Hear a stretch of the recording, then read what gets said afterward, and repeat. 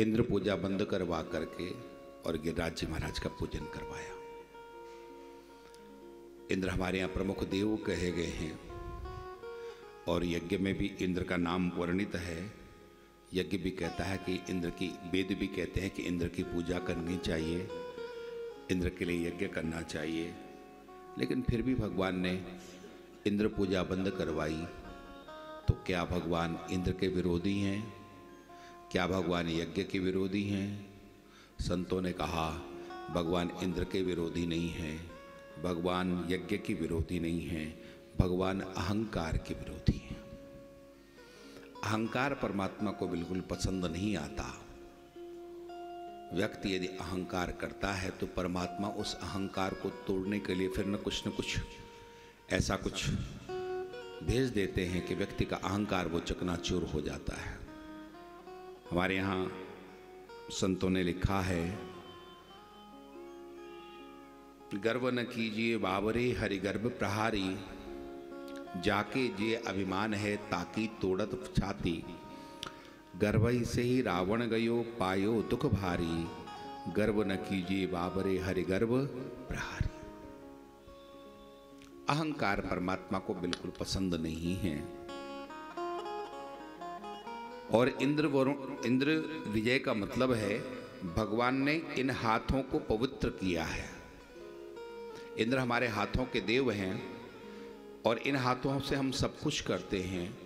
जब हम भगवान के बन जाते हैं तो हमारे ये हाथ भी फिर कंट्रोल में हो जाते हैं, ये हाथों का भी विजय हो जाता है। फिर इन हाथों से भी कोई बुरा कार्य होता नहीं। ये भगवत भक्त के कुछ लक्षण हैं। भगवत मार्ग पर चलने वाले व्यक्ति के हाथों से कोई बुरा कार्य नहीं होगा। इसके बाद यहां पर वरुण विजय की कथा है। वरुण देव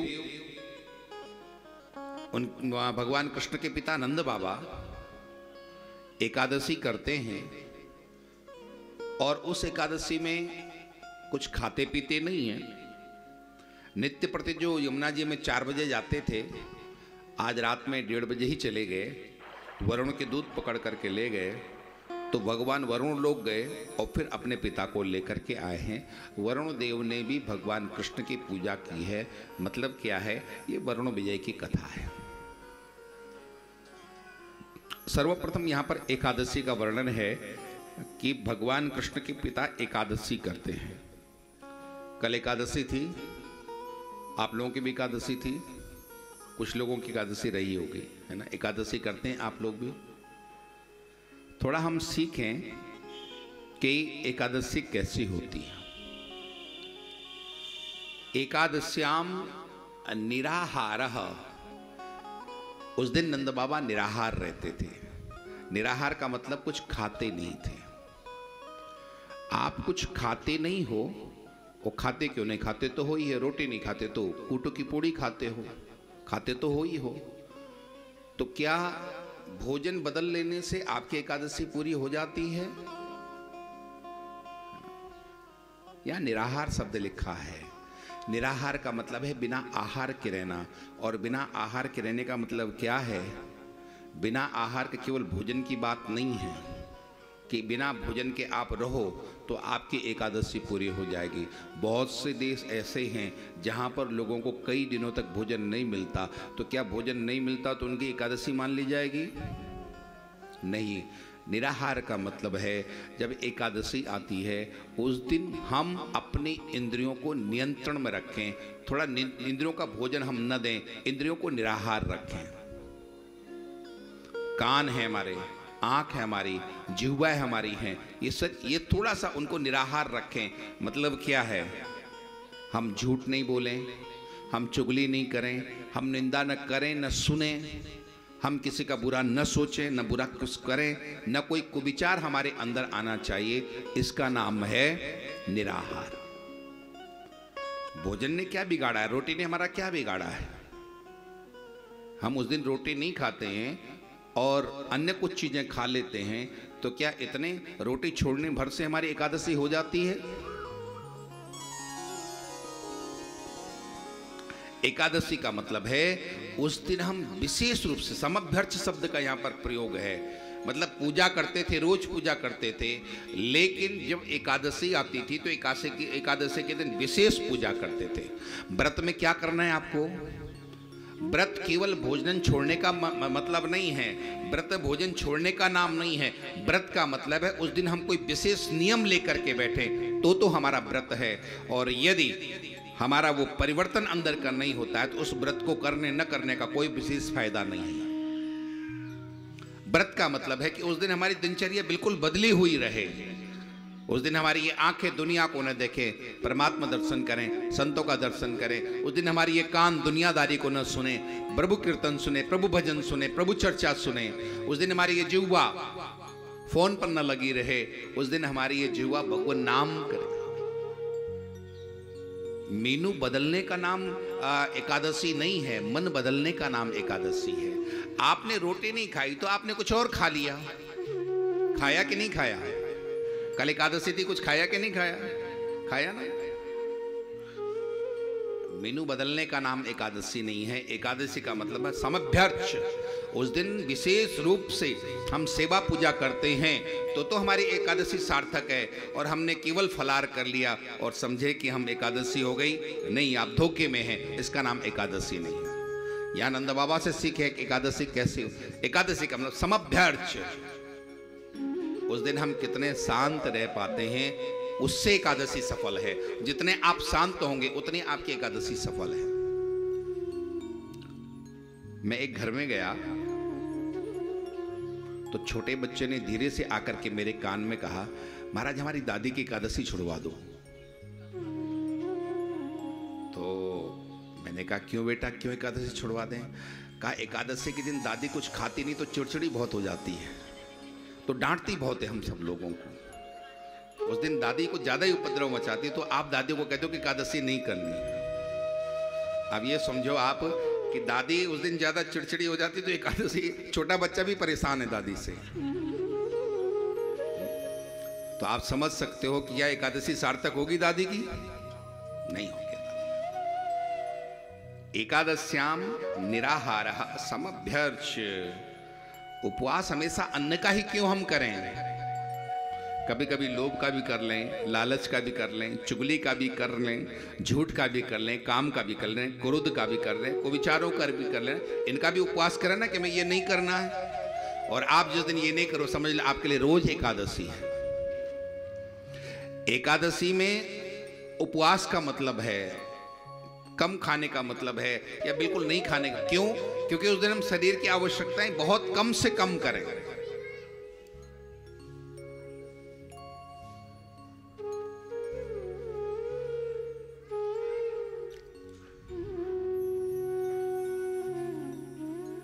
हमारे यहां जितनी भी पद्धतियां बताई गई हैं उन पद्धतियों में ज्ञान प्रधान है।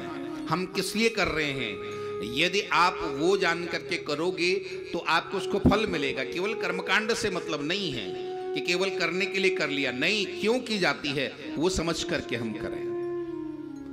हमारे संस्कृत साहित्य में एक श्लोक है, मीनः स्नान रतः फण भवन भुगः मेषस्तु परणासनो नीरासः खलु चातकः प्रतिदिनं सेते विले मूषकः भस्मोद्धूलन तत्पर खल परो ध्यानाधिको रूढ़ो बकः सर्वे किं न यान्ति मोक्ष पदवीं ज्ञान प्रधानम तपः। लोग कहते हैं स्नान करने से भगवान मिल जाएंगे। हम लोग कहते हैं ना कि स्नान करने से भगवान मिल जाएंगे। आप हरिद्वार में गंगा स्नान कर आओ, आप प्रयागराज में गंगा स्नान कर आओ। यदि स्नान करने से भगवान मिलते होते तो मछलियों को सबसे पहले मिलना चाहिए। वहाँ गंगा जी में 24 घंटे मछली रहती कि नहीं रहती? आप तो 10-5 मिनट का स्नान करते हो, वो मछली 24 घंटे का स्नान कर रही है। तो सौभाग्यशाली आप हैं कि वो हैं? वो ज्यादा सौभाग्यशाली ना, वो 24 घंटे स्नान कर रही है। स्नान करने भर से, पानी में डुबकी लगाने भर से मोक्ष मिलने वाला नहीं है। हम वहां उसको ज्ञान करके, हम क्यों स्नान कर रहे हैं, हम इसलिए स्नान कर रहे हैं, ये ध्यान करके हम स्नान कर रहे हैं कि हम भगवान के चरणोदक में स्नान कर रहे हैं। ये बहता हुआ पानी कोई पानी नहीं है, भगवान श्री हरि के चरणों का ये चरणोदक है, उसमें हम स्नान कर रहे हैं, तो आपको लाभ मिलेगा। गंगा क्या है? गंगा विष्णुपदी है, गंगा भगवान विष्णु के चरणों का धोवन है। तो आप ये मान करके स्नान करोगे कि हाँ भगवान के चरणामृत में डुबकी लगा रहे हैं, तो आपको फल मिलेगा। और यदि ऐसा मान करके नहीं करोगे तो आपसे अच्छी तो मछलियां जो 24 घंटे उस गंगा जी में रहती हैं। फणे पवन भुक मेसेस्तु पर्णासनो। बहुत से लोग कहते हैं केवल हवा पीने से ही आपका तप हो जाएगा। नहीं, जो ये पशु पक्षी 6-6 महीने की शीत निद्रा में चले जाते हैं, जिसको अंग्रेजी में हाइबरनेशन कहते हैं, 6-6 महीने की, रीछ वगैरह भी जो ठंडे प्रदेशों में रहते हैं, भालू इत्यादि, सर्प इत्यादि, छिपकली इत्यादि, ये 2-2, 4-4 महीने की शीत निद्रा में चले जाते हैं और उस समय केवल हवा पीकर के जीवित रहते हैं। तो केवल कुछ न खाने से ही, केवल हवा पीने से ही आपको सिद्धि मिल जाती है। तो सबसे पहले छिपकली को मिलना चाहिए। सर्दियों में छिपकली दिखाई देती है, लगभग जनवरी में छिपकली गायब सी रहती, कहां चली जाती? कहीं जाती नहीं है, वो समाधि में चली जाती है।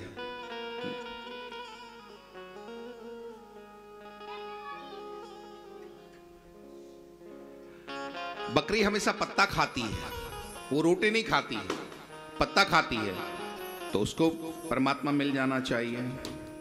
चातक केवल पानी पी करके रहता है, उसको मिल जाना चाहिए। तो यहां पर ये सब लिखने का मूल अर्थ लिखा है, ज्ञान प्रधानम तपः। हम क्यों कर रहे हैं उसको समझ करके फिर आप करोगे, तब आपको कुछ लाभ मिलेगा। श्री वृंदावन बिहारी लाल की जय। बच्चों के लिए सामने ग्राउंड है, वहां भेजो बच्चों को।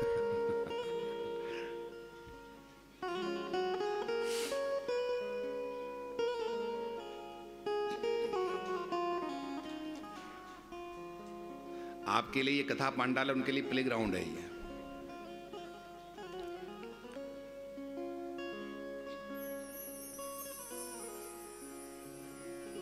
श्री वृंदावन बिहारी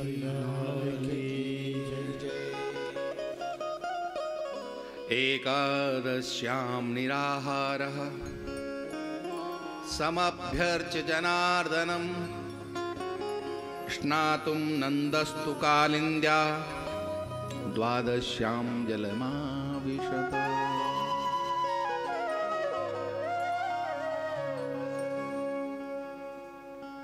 नंद बाबा एकादशी करते हैं, समभ्यर्च विशेष रूप से पूजा उस दिन करते हैं। आप सब लोग, बहुत से लोग व्रत करते होंगे, बहुत से लोग एकादशी करते होंगे। उस एकादशी में, उस व्रत में एक नियम जरूर लें। उस दिन हम विशेष रूप से जिस निमित्त हम वो व्रत कर रहे हैं, उस इष्ट का जरूर चिंतन करें, तो आपका वो व्रत करना, वो एकादशी करना सफल है। और केवल रोटी न खा करके और फल खा लेना, इसी का नाम एकादशी नहीं है। स्नातुम नंदस्तु कालिंद्याम। नंद बाबा प्रातःकाल 4 बजे जाकर के यमुना जी में स्नान करते थे। आजकल हम लोग सब,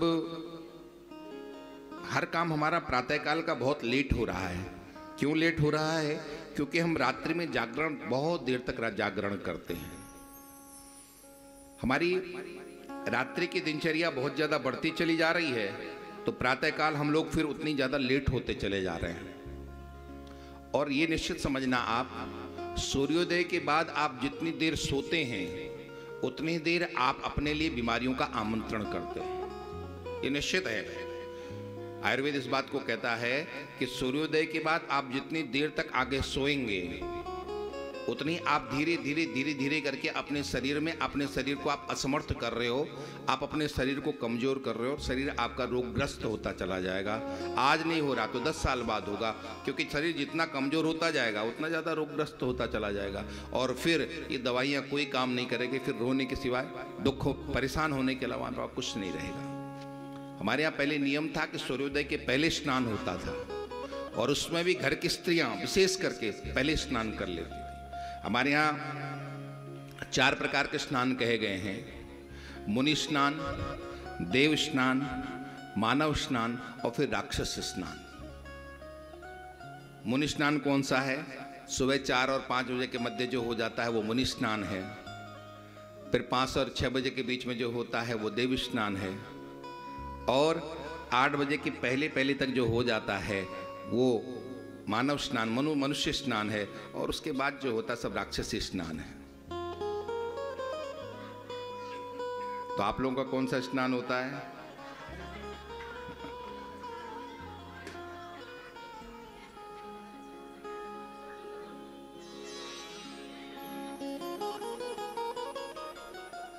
आजकल पहले सब काम निपटा लेते हैं, जॉगिंग करके आ जाते हैं, यहाँ वो सब कुछ करके फिर इसके बाद स्नान करते हैं। उनसे कहा जाए जल्दी ना लो, महाराज जॉगिंग नहीं करेंगे हम स्वस्थ। अरे भैया, पहले के ज़माने में लोग स्वस्थ नहीं रहते थे क्या? पहले भी तो लोग स्वस्थ रहते थे। शायद पहले इतनी दवाई की आवश्यकता नहीं पड़ती थी जितनी आज दवाई की आवश्यकता पड़ रही है, क्योंकि आपने अपना खान पान सब कुछ बिगाड़ लिया है। आपका आहार विहार दोनों बिगड़ गया, तो आप बीमार होते चले जा रहे हो। प्रातःकाल जो स्नान करता है, सूर्योदय के पहले स्नान करने वाले बुजुर्ग कहा करते थे, प्रातःकाल सूर्योदय के पहले स्नान करने से धन, वैभव, लक्ष्मी आपके घर में सदैव निवास करती है।